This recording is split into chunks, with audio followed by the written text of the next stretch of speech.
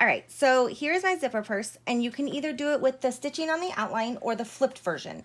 Now, I'm going to show you, the directions are for the stitching on the outside, so I'm going to show you the flipped version. So here's my machine. I'm on the last step, so a single needle is different, of course, and ignore the squeak. I don't know why my machine does that. I'm going to back it up to the very first step. If anyone knows how to get rid of that squeak, feel free to let me know.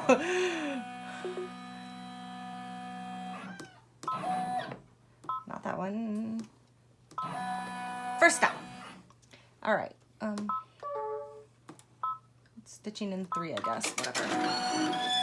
So I'm gonna let it stitch that. Okay.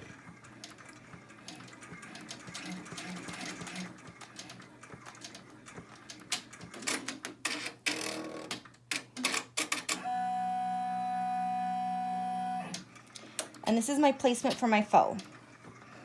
And in case you didn't know, faux is fold over elastic. It's just this little cute stretchy stuff.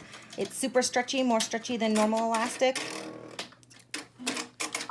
All right, so because I have a multi-needle, I'm gonna stop it and then advance to the next. So then I'm gonna stitch the second step.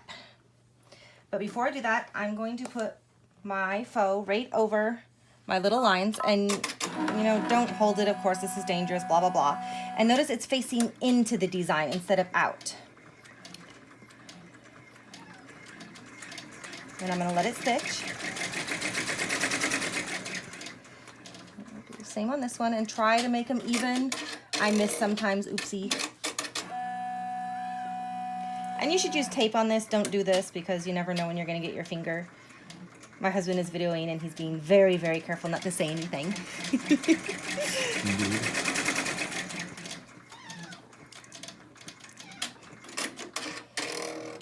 All right, and again, because I have a multi-needle, I have to stop it. Then I'm gonna go to the last step.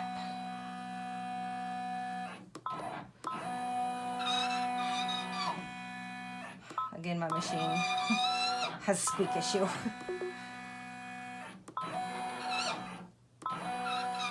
All right, now, because, kitty move, sorry,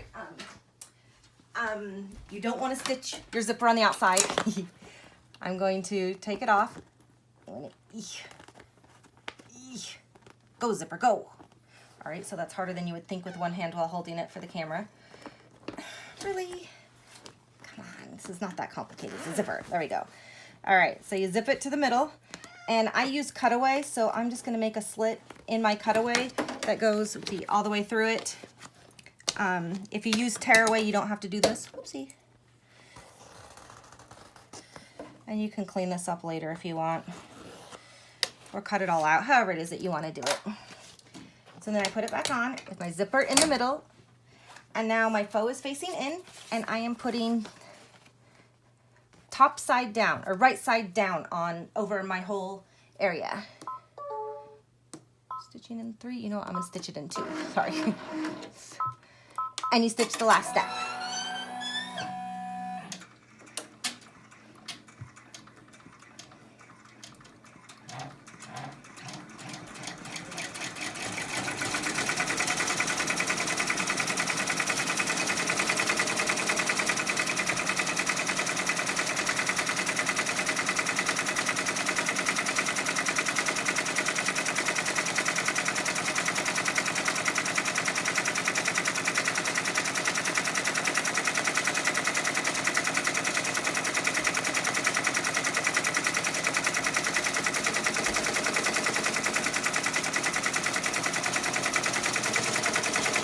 And this is a giant purse. It's like 7.44 over 10 or by 10 by 5.6. So like 7.5 by almost by 10.5 inches. Most purses are not this big, so this one takes a while. I guess for a video I should have chosen a 4x4, but well, this is what I'm doing. Ooh, and I barely caught that. Make sure you cut your vinyl big enough.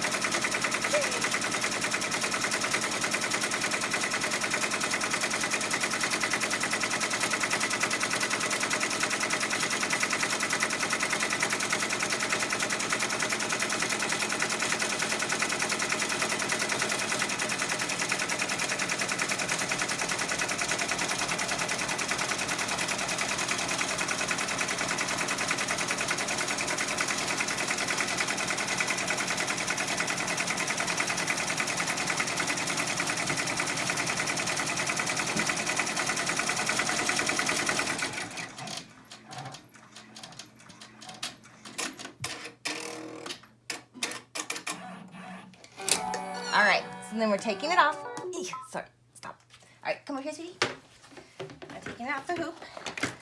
And now you're pretty much finishing it like you normally do with anything else. You're going to cut out a little bit around the edges.